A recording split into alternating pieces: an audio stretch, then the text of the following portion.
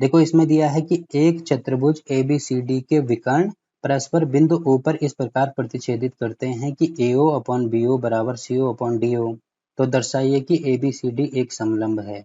मतलब जैसे ऊपर वाला क्वेश्चन था वैसे ही हम नीचे वाले क्वेश्चन को सॉल्व करेंगे। तो कैसे इसको सॉल्व करना है, देखो इस प्रकार से सबसे पहले मैं यहाँ पे कोई समलंब इस प्रकार से बना देता हूँ, ठीक है।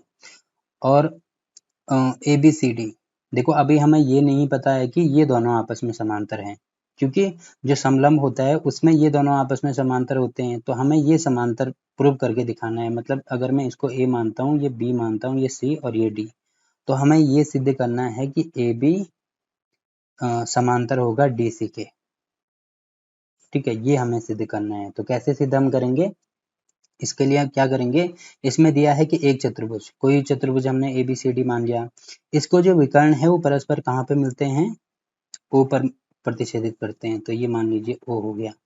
अब इसमें ये दिया है, देखो ये सारी चीजें आप यहाँ पे लिखेंगे सबसे पहले, ठीक है।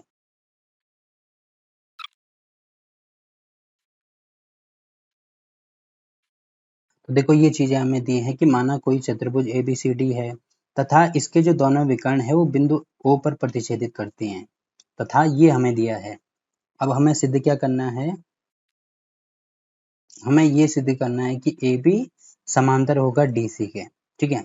क्योंकि जब ये दोनों समांतर होंगे तभी क्या बनेगा, तभी एक समलंब बनेगा। और मैंने आपको बोला था कि समलंब तभी बनता है जब किसी भी चतुर्भुज की दो भुजाएं आपस में समांतर होती हैं। तो ये दोनों भुजाएं हमें समांतर प्रूव करके दिखाना है, ठीक। तो ये हो जाएगा। अब कैसे सॉल्व करेंगे इसको, वैसे ही जैसे पिछले वाला क्वेश्चन करा था। तो यहाँ पे सबसे पहले अगर मैं इन दोनों को यहाँ पे मिला देता हूँ, यहाँ पे मिला दिया मैंने, तो इसको मैं P अगर मैं मानता हूँ, तो यहाँ पे भी सबसे पहले हम ये वाला ट्रायंगल लेंगे, ठीक। तो पहले हम त्रिभुज लेंगे ABD, त्रिभुज ABD में, त्रिभुज ABD में क्या होगा, ABD में पहले मैं यहाँ पे वो त्रिभुज बना देता हूँ। इस प्रकार से है त्रिभुज, और यहाँ पे पॉइंट O है, और ये मैंने इसको इस प्रकार से P यहाँ पे मिला दिया, ठीक है। तो यहाँ पे मैं लिखूंगा, माना जो PO है वो समांतर है किसके, देखो पहले तो मुझे यहाँ पे नेमिंग करनी होगी, ये A है, ये B है, ये D है। PO समांतर है AB के। तो अगर ये दोनों समांतर हैं, ये वाली भुजा और ये वाली भुजा समांतर हैं, इसका मतलब क्या होगा, इसका मतलब ये हो गया कि जो ये वाली भुजा और ये वाली भुजा का अनुपात है वो ये वाली भुजा और ये वाली भुजा के अनुपात के बराबर हो जाएगा। तो यहाँ पे मैं लिख सकता हूँ AP अपॉन में PD बराबर हो जाएगा BO अपॉन में DO, ठीक। तो इसको मान लो इक्वेशन 1। वैसे अगर मैं यहाँ पे लिखता हूँ अब त्रिभुज, दूसरा त्रिभुज कौन सा लेंगे, क्योंकि ये हमने माना है तो ये वाला पूरा सा त्रिभुज ले लो, ठीक। तो यहाँ पे हो जाएगा त्रिभुज कौन सा है, ये ACD, त्रिभुज ACD में। तो ये वाला त्रिभुज मैं यहाँ पे बना देता हूँ एक बार। देखो त्रिभुज है इस प्रकार से,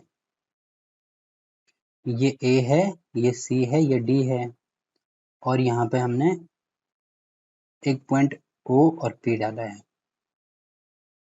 ठीक। तो देखो एक बार चेक कर लेते हैं, ACD और O और P, ACD O और P। तो यहाँ पे लिखेंगे कि माना जो OP है वो समांतर है DC के। देखो अभी हमें ये पता नहीं है, बट हमें अभी ये खाली मान रहे हैं, ठीक है। OP समांतर है DC के, तो उस कंडीशन में क्या होगा, अगर यहाँ पे थेल्स प्रमेय का यूज करेंगे तो जो AP होगा अपॉन में जो PD होगा वो बराबर किसके होगा, AO अपन OC के, ठीक है। इसको इक्वेशन 2 मान लो। अब देखो समीकरण 1 और 2 को हल करेंगे, समीकरण 1 व 2 से, समीकरण 1 और 2 से क्या मिल रहा है, AP upon PD, AP upon PD मतलब जो AO अपॉन OC है उसको मैं ऐसे लिख सकता हूँ, इसके बराबर हो जाएगा BO अपॉन DO, ठीक। अब देखो क्वेश्चन में हमें क्या दिया गया था, क्वेश्चन में हमें ये दिया है AO अपॉन BO बराबर है CO अपॉन DO। तो देखो यही चीज हमें वापस मिल रही है। अगर मैं इसको नीचे लेके आता हूँ, इसको ऊपर लेके आता हूँ, तो देखो ये क्या हो जाएगा, AO अपॉन BO बराबर OC अपॉन DO, यही चीज हमें वापस मिल रही है, ठीक। ये चीज आप यहाँ पे देख सकते हैं, ये चीज वापस मिल रही है।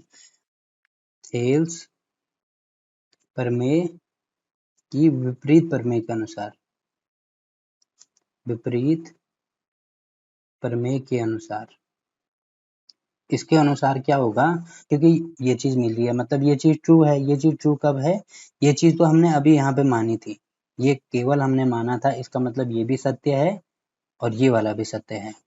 तो अतः यहाँ पे लिखेंगे जो PO है वो समांतर हो जाएगा AP के, PO समांतर हो जाएगा AB के, और OP समांतर हो जाएगा DC के, OP समांतर हो जाएगा DC के।